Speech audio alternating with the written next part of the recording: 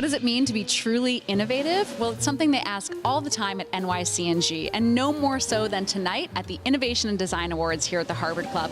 We're honoring Holly Hunt and benefiting the Kips Bay Boys and Girls Club. You're watching Editor TV with Sophie Donelson. Come along. So, congratulations, you're being honored, and for good reason. Thank you, thank you. I'm thrilled to be here. And I'm thrilled because it's an innovation award. That's what the lifeblood of this industry is. It's fun to be alive right now working because everything is changing.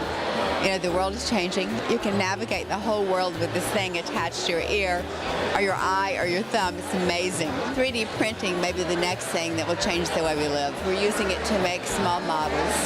In fact, we made a chair the other day in half size, where we're getting a larger 3D printer so we can make more things. As we become more sophisticated and use more materials, you probably can make things that you actually can take to market. We're not there yet.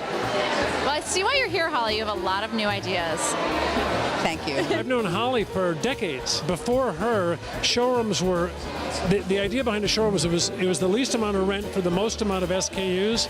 They weren't pretty, they were jammed. And Holly's that really took the time to say, why don't I give my clients space to look at something? And look what happened.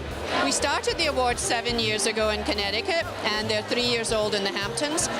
What it does is that it constantly feeds us with wonderful new materials so that everything is fresh, everyone is really on their toes. So in your own life, do you embrace change?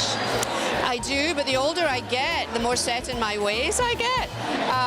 I like to think that in business here, we're changing all the time. But sometimes I do say to myself, gee, you're getting set in your ways. Do you embrace change in your own life? Oh, yeah. Oh, that's a loaded question. Kind of got to, right? It's true. Nothing stays still for very long. No, it doesn't. I just read this thing that the world is always wiggling, jiggling, and the idea is to wiggle and jiggle with it, which I'm clearly wiggling and jiggling. I would like to wiggle and jiggle a little less, you know, you're sort of like on a surfboard of life, and so you got to keep rolling with it. Is change something you embrace in your own life, or can you hesitate sometimes? I respect change. I believe in change. I like to see change, especially in our industry, which has been a bit backward for a long time.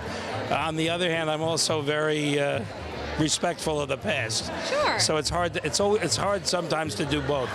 What have you seen either in the last year or 10 years in our industry that's been a really positive innovation? The pendulum's swinging back a little more towards bricks and mortar. It's never going all the way back, but I think bricks and mortar and the internet actually serve to support each other if they're presented properly.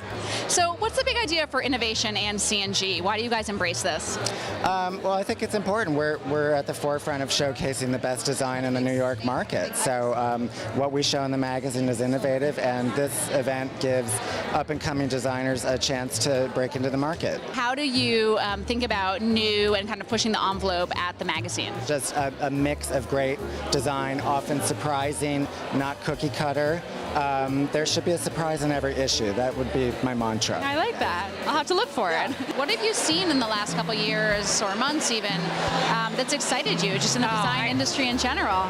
Well, recently when I was in Paris, I saw a lot of graffiti.